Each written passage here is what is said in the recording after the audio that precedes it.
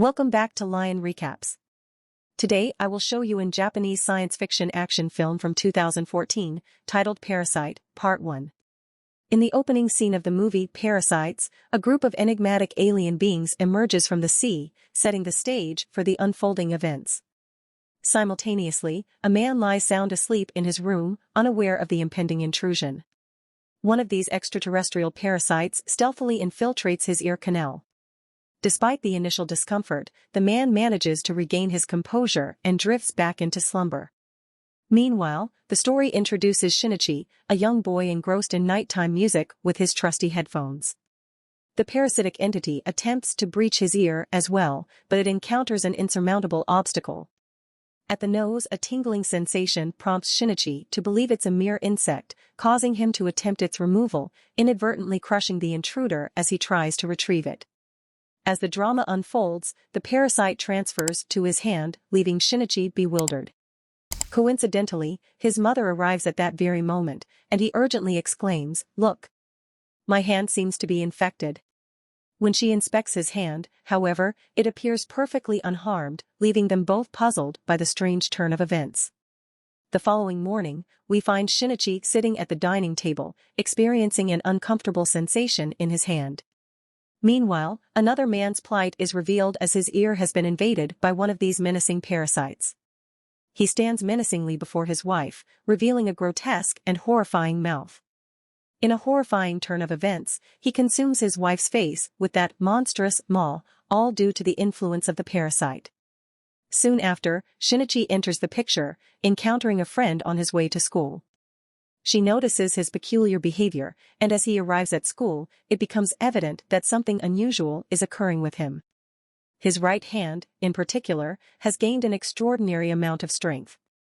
Upon returning home, he attempts to harm his own hand, but to his astonishment, his hand mysteriously defends itself, thwarting his efforts. It becomes evident that a profound transformation has occurred as his hand has morphed into a parasitic entity. Strangely, this parasitic hand is now in communication with Shinichi. Furthermore, it's revealed that this parasitic appendage not only perused Shinichi's books but also commandeered his laptop, displaying a keen interest in human behavior and lifestyles. Although it made an attempt to infiltrate his body, Shinichi managed to halt its progress, confining its influence solely to his right hand. The parasitic entity christens itself Migi and makes an unusual request, pleading, "Never sever me. I pose no harm to you, you are my source of fascination and entertainment." A unique bond begins to form between Shinichi and Migi, even as chaos ensues throughout the city, where other individuals infected by parasites wreak havoc, sating their hunger for human lives through acts of brutality. In stark contrast, Migi forcibly guides Shinichi to a hotel where a gathering of parasites is devouring the flesh of hapless humans. Mistaking Shinichi for one of their own, they extend an offer of their grisly feast. However, disregarding the fact that he remains partially human and not fully corrupted, they proceed to carry out a gruesome decapitation. In this dire moment, Migi steps in to defend Shinichi, launching a counterattack, not out of benevolence, but self-preservation, for Migi's own survival is intertwined with Shinichi's. Meanwhile, news reports circulate about a rash of killings among the local population, yet the true culprits remain shrouded in secrecy. The parasites execute their gruesome acts with tact and cunning, eluding detection.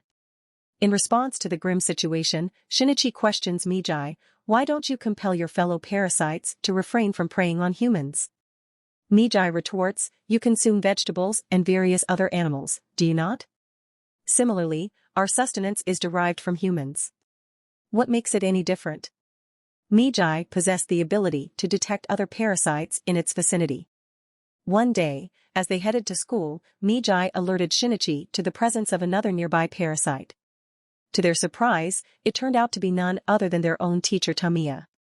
Upon locking eyes with Shinichi, Tamiya recognized the telltale signs of infection but reassured him, "You need not fear me, for I harbor no ill intentions toward humanity. Instead, I seek to understand their way of life and preserve their unique qualities within me." Tamiya then led them to two more parasites, a police officer and a fellow student Shimada, divulging, "This police officer is my partner, and we are anticipating the birth of a human child." We aspire to lead lives akin to humans, refraining from causing harm to anyone publicly. Our intention is to consume in private. Would you consider joining our group? However, Migi held a dissenting opinion. The following day, the same police officer pays them another visit. Migi discloses to Shinichi he has come to eliminate us. He must have discovered our involvement in the incident at the hotel. Suddenly, the police officer launches an attack. In a desperate struggle, Migi and Shinichi fiercely battle their assailant, eventually prevailing and putting an end to him. As they return home, a heavy sense of guilt weighs upon Shinichi, for he has taken a life. In an unexpected twist, it is revealed that the parasite from the police officer's body has found a new host, none other than Shinichi's own mother.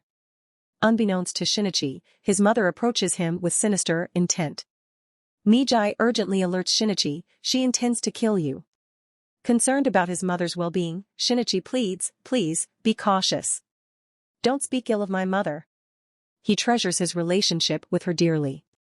However, upon their first encounter, his mother's countenance undergoes a startling transformation, mirroring the appearance of a parasite like the others.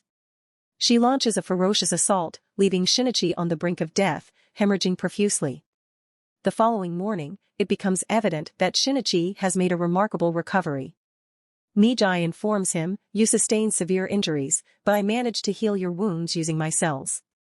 However, the unsettling part of this recovery is that Migi's cells have now infiltrated Shinichi's body, leading to a complete infection. With newfound determination, Shinichi embarks on a search for his missing mother, but she remains elusive, nowhere to be found. He also inquires about the police officer's whereabouts when he approaches Tamiya. Yet, Tamiya remains tight-lipped, refusing to divulge any information. Migi then imparts a crucial detail to Shinichi, saying, I need to rest for 4 hours each day. During that time, you'll be on your own, as I won't be able to protect you. As the influence of Migi's cells takes hold, Shinichi's own attributes begin to transform. As the story progresses, a new character named Shimada, introduced by Tamiya, enters the picture. Shimada, a student at Shinichi's school, poses as a friendly acquaintance. As time unfolds, the true identity of Shimada as a parasite becomes known to all.